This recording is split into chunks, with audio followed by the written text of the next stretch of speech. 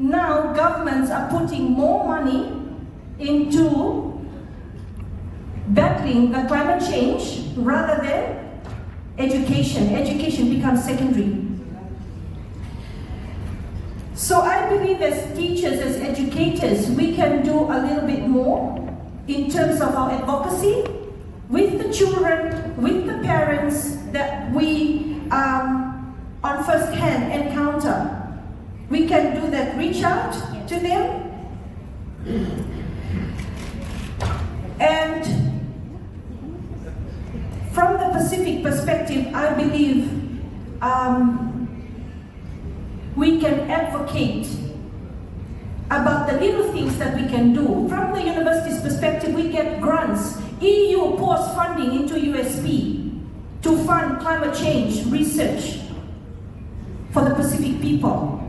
We know the reality is that the big players in the market who are the culprits behind climate change are not doing anything aggressively to limit the emissions. Rather, they are pouring to divert the real issue, pouring money into the Pacific. These people in the Pacific will be displaced in the next probably 10 years to Tuvalu, Kiribati, because they are atolls, very low-lying, same level as the sea. They're trying to build seawalls. That's not working because it's very aggressive. The impact of climate change is very aggressive in the Pacific. So from our end, we are pushing our governments, our education ministries to look at the curriculum, incorporate climate change lessons maybe, to bring about the wider community awareness. At the university, research is being done, but I think it's not good enough. Doing research is one thing. The people battling climate change every day, that's the reality. That's people's livelihoods.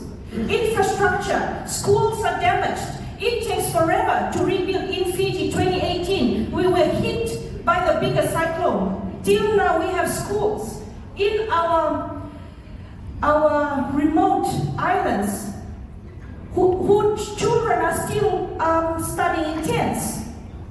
Schools have not been rebuilt. So education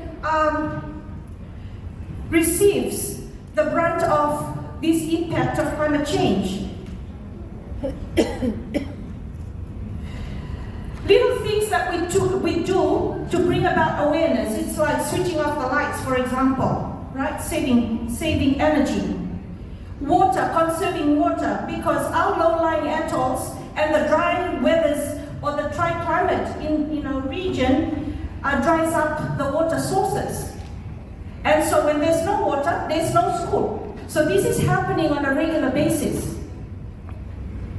So teachers are affected mentally. I think the stress that's put on teachers, on students, having to organize children going back home, and then listening to when the next announcement will be, when school will be reopened, when there'll be water supply into the schools. Now, having said that, there's rainwater that we collect. We harvest rainwater also.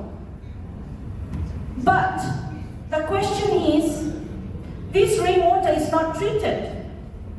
So then comes the risk, the health risk for children drinking that rainwater. And of course, there will be all other health issues associated with that. So colleagues, comrades, we know the impact of climate change. We recognize that it's a critical issue in our globe.